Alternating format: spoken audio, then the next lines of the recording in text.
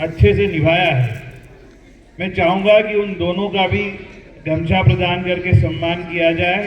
उसके लिए पांडे जी और कोहलिका मैडम यहाँ पर आएंगे उनको गमछा प्रदान करने के लिए। व्यक्तित्व को मैं बुला रहा हूँ हमारे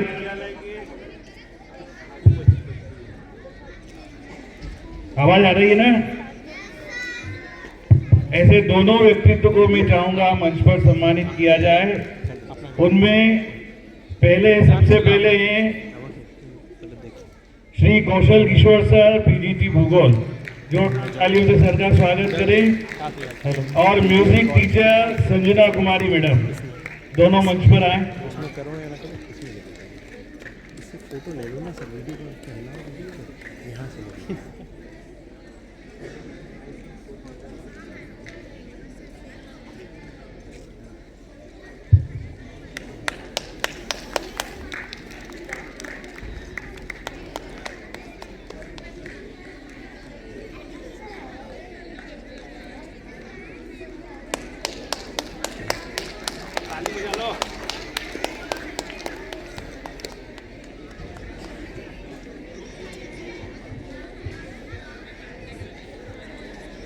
बहुत बहुत धन्यवाद।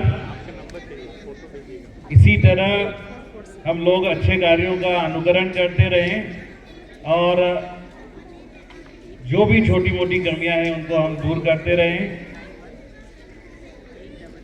ये डबल मिठाई वाले बच्चे फिर बात करने लगे, माइनस भी हो सकती है, ठीक है ना?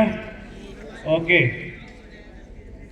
बहुत संक्षेप में बेटा बोलने जा रहा हूं। जिस तरह आप आज बैठे हो ना सामने एक साथ तिरंगा झंडा लिए, जिस तरह आप तिरंगा झंडा लिए एक साथ बैठे हो, आप लोगों में आपस में कोई भेदभाव है, लड़ाई है क्या? कोई आपका अपमान करता है क्या? कोई आप छूट करता है क्या? कभी किसी ने आपको ऐसा बोला कि नहीं तुम इस कास्ट के हो, जाओ उधर जाके बैठो, बोला गया? कभी किसी ने आपको ये बोला गया कि नहीं तुम इन सबके साथ पानी नहीं पियोगे, तुम्हारे लिए अलग से मटका है उसी में पियो, ऐसा बोला गया? कभी ये बोला गया कि तुम क्लास में इन सबके साथ नहीं बैठोगे, एक तरफ जाके बैठ जाओ? नहीं बोला ना? तो यस कौन बोल रहा है? लेकिन एक व्यक्ति के साथ जब वो तुम्हारी तरह छोटा बच्चा था, उसके साथ जिंदगी भर सारी काबिलियत हासिल करने के बाद भी बार बार उसका अपमान किया गया। आज का दिन, ये गणतंत्र दिवस हमें ये याद दिलाता है कि जिंदगी में चाहे जितना लोग अपमान कर ले, आपके स्वाभिमान को अपने पैरों तले रौंदने की कोशिश करें, लेकिन अगर अंदर आग लगी हुई है, अगर आपने दृढ़ निश्चय किया हुआ है दुनिया का कल्याण करने का, लोगों का भला करने का, सबको समानता दिलाने का, और आप हर अपमान के घूंट पीकर, हर तकलीफ को सहन करके अगर आगे बढ़ते रहे, तो एक समय आएगा कि आपके सारे विरोधी आपके समर्थक बनेंगे और दुनिया आपको पूजेगी। मैं जिस बच्चे की बात कर रहा हूं वो बच्चा छोटा सा था, जिसको बड़ा होकर हमने उसको डॉक्टर भीमराव अंबेडकर के नाम से जाना। केवल 2-4 पंक्तियों में ये बता देता हूं कि डॉक्टर भीमराव अंबेडकर जिस स्कूल में पढ़ते थे, उनके लिए जातिवाद और छुआछूत की भावना को से प्रेरित लोगों ने अलग से पानी पीने का मटका रखा था, जिसको एक ही बार भरा जाता था, जब तक खत्म नहीं होता वही बासी पानी उन्हें पीना पड़ता था। और उसके लिए एक अलग व्यक्ति ग्रुप डी था, जिस दिन वो छुट्टी पर रहता था उस दिन ये बंदा पानी नहीं पी पाता था, क्योंकि उस दिन पानी नहीं भरा जाता था। इनको एक तरफ बिठाया जाता था जहां पर सारे बच्चे अलग लाइन में बैठ जाते और जहां सबके जूते होते थे वहां जाकर इस बच्चे को बिठाया जाता था। जब धीरे धीरे बड़ा हुआ तो इसकी बातों और समानता की बातों को सुनकर के लोगों ने इनको मारने और इनको हर तरह से नष्ट करने का प्रयास किया। लेकिन ये बच्चा उस अपमान के घूंट को पीने के बाद भी, इतना अपमान सहने के बाद भी अपनी पढ़ाई में मन लगाता रहा। कभी भी हम छोटी छोटी बातों में नाराज हो जाते हैं, तनाव में आ जाते हैं, टेंशन में आ जाते हैं और पता नहीं क्या क्या करने लगते हैं। इसके साथ, इस बालक के साथ कितना अपमान हुआ, लेकिन कभी भी पढ़ाई करना और पूरे अंक लाना नहीं छोड़ा। और राजा ने बाद में, वहां के बड़ौदा के महाराज ने इनको छात्रवृत्ति देकर विदेश भेजा। विदेश में जाकर इतनी डिग्रियां इन्होंने ली, कभी ऑक्सफोर्ड यूनिवर्सिटी से, कभी कोलंबिया से। ऐसा बताते हैं कि कई विषयों में तो ये पीएचडी थे और 15 से 20 विषयों में ये पीजी थे। इतना ज्यादा पढ़े। अभी वो अंबेडकर कहाँ गया? आदित्य दिखाई दे रहा है, जो अभी आदित्य आया था सूट बूट में। बेटा आ जाओ, एक बार जोरदार तालियां बजाओ हमारे भीमराव अंबेडकर के लिए। और भीमराव अंबेडकर कैसे खड़े होते हैं, एक हाथ में किताब लेके वैसे खड़े हो। इधर आ जाओ। हाँ, किताब छोड़ो, ऐसे ही है। बताओ हाथ कैसे रखते हो अपना? नहीं, दूसरा हाथ कैसे रखते हैं? इस हाथ में तो किताब रहती है। नहीं, दूसरा हाथ ऐसे, देखा है आपने? ऐसे हाथ करो। यस, इसका क्या मतलब है? वो एक हाथ में जो किताब है वो संविधान का भी प्रतीक है और पढ़ाई का भी प्रतीक है। ओके, हाथ भले आराम से करो, टेंशन नहीं, ठीक है? तो उसका मतलब क्या है? उसका ये मतलब है, और जेब में उनके एक कलम रहती है। ये 3 चीजें आप देखोगे किसी भी शहर के चौराहे पर, तो उसका मतलब है कि ये कलम जो है इसका उपयोग करना सीखो, लिखना सीखो। किताब मतलब संविधान है, उसको पढ़ो और पढ़ाई इतनी करो कि आपको अपने अधिकार के लिए अपनी पसंद का आदमी चुनकर उसको बोल सको कि जाओ तुम संसद में जाकर बैठो और जनहित के नियम बनाओ। कहने का मतलब यह है कि डॉक्टर भीमराव अंबेडकर ने कहा था कि पढ़ाई लिखाई, एजुकेशन, शिक्षा आपको अपने सारे अधिकार दिलाती है। एजुकेशन को, शिक्षा के बारे में उन्होंने कहा था, ये शेरनी का वो दूध है जो जितना ज्यादा पीता है उतना ज्यादा दहाड़ सकता है। डॉक्टर भीमराव अंबेडकर को हमारे ही देश के कुछ लोगों ने नष्ट करने की कोशिश की। कितना बड़ा षड्यंत्र था कि उस समय पूरे भारत में इनसे ज्यादा पढ़ा लिखा कोई व्यक्ति नहीं था। और ये माना जाए कि संविधान सभा में जितने भी व्यक्ति थे उन सबकी एजुकेशन मिला ले तो अकेला डॉक्टर भीमराव अंबेडकर की एजुकेशन उन सबका मुकाबला करने के लिए काफी थी।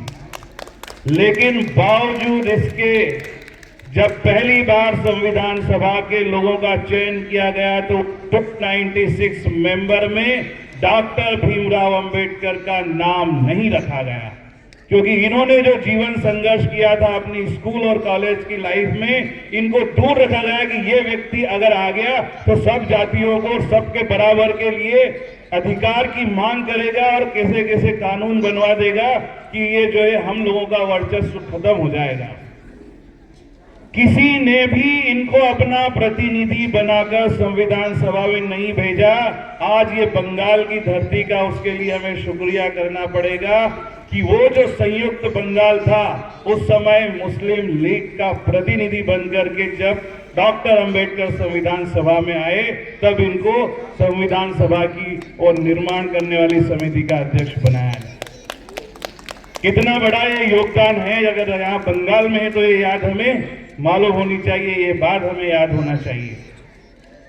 और आज हम बेटा जानते हैं केवल कि ये आरक्षण वाले थे, दलितों का इन्होंने हित किया और इन्होंने संविधान बनाया। इसके अलावा बच्चों को कुछ बताया ही नहीं जाता। ये नहीं बताया जाता कि इनसे बढ़िया पत्रकार कोई नहीं था। गांधी जी 2 पेपर निकालते थे तो अंबेडकर 5 न्यूज़पेपर के एडिटर हुआ करते थे। इन्होंने भी आजादी की लड़ाई के लिए खूब जो है संघर्ष किया, पहले भी बाद में भी। और ये अगर चाहते, अब ये मैं बहुत इंपॉर्टेंट बात बोलने जा रहा हूं बेटा, जो व्यक्ति पढ़ लिख करके अच्छी नौकरी कर लेता है और केवल अपने परिवार और अपने बच्चों के बारे में सोचता है, वो अपने परिवार के लिए अच्छा मकान, बंगला, गाड़ी सब कुछ दे सकता है और ऐसे ही मर जाएगा और उसके बच्चे के बच्चे पोते भी उसको याद नहीं करेंगे। ये अगर चाहते तो डॉक्टर अंबेडकर के पास इतनी डिग्रियां थी विदेशों की कि वर्ल्ड में किसी भी देश में चले जाते तो सबसे बेस्ट क्लास 1 की नौकरी मिल सकती थी और ये बड़ा ऑफिसर बनकर के अपना जीवन कहीं भी गुजार सकते थे खूब ऐशो आराम के साथ। लेकिन उन्होंने अपना देश नहीं छोड़ा। उन्होंने देखा कि इस देश में जब तक ये छुआछूत और बराबरी और समानता की भावना पैदा करने का काम मैं ना कर दूं, तब तक मैं जो है कोई दूसरा काम नहीं करूंगा, कहीं नहीं जाऊंगा। जब ये इतना पढ़ लिखने के बाद अपने देश में एक अधिकारी की नौकरी बनी, तब भी इतना छुआछूत कि चपरासी इन्हें फाइल फेंक करके देता था। हिम्मत देखिए, एक अधिकारी के सामने एक सवर्ण अगर चपरासी है तो वो फाइल फेंक कर इन्हें देता है। इनको इतना एजुकेशनिस्ट और इतना बहुत बड़ा अधिकारी होने के बावजूद भी इनका इतना अपमान किया गया कि वो सब कुछ छोड़ छाड़ के अपने घर वापस जाने के लिए रेलवे स्टेशन पर आए और जिस रेलवे स्टेशन पर आकर खूब रोए, खूब तकलीफ में रोए और इतना रोए कि उस जगह को आज भी संकल्प भूमि के नाम से जाना जाता है। हमें याद आती है कि जो देश के लिए रोता है, जो समाज के लिए रोता है, जो तकलीफ देखता है, एक दिन दुनिया उसको सदियों तक याद करती है। इसी बंगाल की भूमि से स्वामी विवेकानंद, जहां स्मारक उनका विवेकानंद शिला स्मारक है समुद्र के बीच में, इसी तरह भी रात भर बैठकर वो समुद्र की उत्ताल तरंगों के बीच में खूब रोए थे, खूब तनाव में देश का चिंतन किया था। उस दिन डॉक्टर भीमराव अंबेडकर ने देश का चिंतन किया कि ये जब मेरे जैसे इतने डिग्रियां लेने वाले, विदेशों से पढ़ने लिखने वाले और हर प्रकार का ज्ञान रखने वाले व्यक्ति के साथ इतना जिल्लत और अपमान भरा जीवन लोग जीने को मजबूर कर सकते हैं, तो मेरे समाज में जो बाकी लोग हैं उनके साथ क्या हो। कोई ये नहीं कहता कि डॉक्टर अंबेडकर ने संविधान में दलित के नहीं, उन्होंने हिंदू, मुस्लिम, सिख, ईसाई, सवर्ण सभी के लिए व्यवस्था की। तभी तो नरेंद्र मोदी जी 10% आरक्षण सामान्य को भी दे पाए। अदरवाइज सामान्य में आप जो लोग पछता रहे हैं वो उनके साथ न्याय नहीं होता। अन्य पिछड़ा वर्ग को न्याय दिलाने के लिए संसद में जब इन्होंने आवाज उठाई तो इनका इतना विरोध हुआ कि इनको मिनिस्ट्री छोड़ना पड़ी, कानून मंत्री के पद से त्याग पत्र देना पड़ा। तो डॉक्टर भीमराव अंबेडकर जैसा बच्चा इतना सारा पढ़ाई लिखाई, इतना सब कुछ अपमान सहन करने के बाद, ऐसी जिंदगी जीने के बाद भी इस देश के संविधान को बना सकता है, दुनिया को शिक्षा दे सकता है, तो आप क्या नहीं कर सकते। आप सब उनसे बेहतर स्थिति में हैं। 1956 में डॉक्टर भीमराव अंबेडकर की मृत्यु हुई, लेकिन 1990 में उनका फोटो संसद में लगाया गया। 1990 में जब वीपी सिंह की सरकार आई, इनको भारत रत्न, तो विश्व रत्न पैदाइशी थे, पहले से ही थे, लेकिन भारत रत्न देने में इनको आजादी के बाद 43 ईयर तक देश को सोचना पड़ा। कितना अपमान और करेगा देश। डॉक्टर भीमराव अंबेडकर को जब वीपी सिंह की गवर्नमेंट आई तब इनको भारत रत्न दिया गया, और वो न किसी भारत रत्न के मोहताज थे, न उन्होंने कभी कोई अपेक्षा की। वो अपने आप में एक ऐसे दिव्य पुरुष थे जो संत से कम नहीं था, जो किसी स्वामी विवेकानंद से कम नहीं थे, किसी क्रांतिकारियों से कम नहीं थे। जब हम कहते हैं ना बेटा कि जितना ये गणतंत्र आज मना रहे हैं और इसके लिए आजादी का जो पहले संघर्ष हुआ उनके बारे में ये कहा जाता है कि तुम न समझो देश को स्वाधीनता यूं ही मिली है, हर कली इस बाग की कुछ खून पीकर ही खिली है। बिछ गए वो नींव में दीवार के नीचे गड़े हैं, महल अपने शहीदों की छातियों पर ही खड़े हैं। राष्ट्र के संगार मेरे देश के स्वाधीन सपनों, जो धरोहर दी तुम्हें वह हाथ से जाने न देना। अंत में मैं यही कहना चाहूंगा कि उन्हीं शहीदों का जितना योगदान था, उतना ही योगदान डॉक्टर भीमराव अंबेडकर को ये संविधान बनाने और संघर्ष करने में हुआ, क्योंकि किसी ने अपनी गर्दन कटवाई, किसी ने फांसी पर चढ़े, लेकिन ये वो व्यक्ति थे जो जिंदा कई बार मरे, जिंदा कई बार बलिदान हुए, और इन्होंने अपने जो अपमान का रक्त पिया वो आज हरियाली बनकर के हमारे संविधान के रूप में देश में ही नहीं विश्व में सर्वत्र लहरा रहा है। जय भारत, जय भीम, जय संविधान, जय हिंद।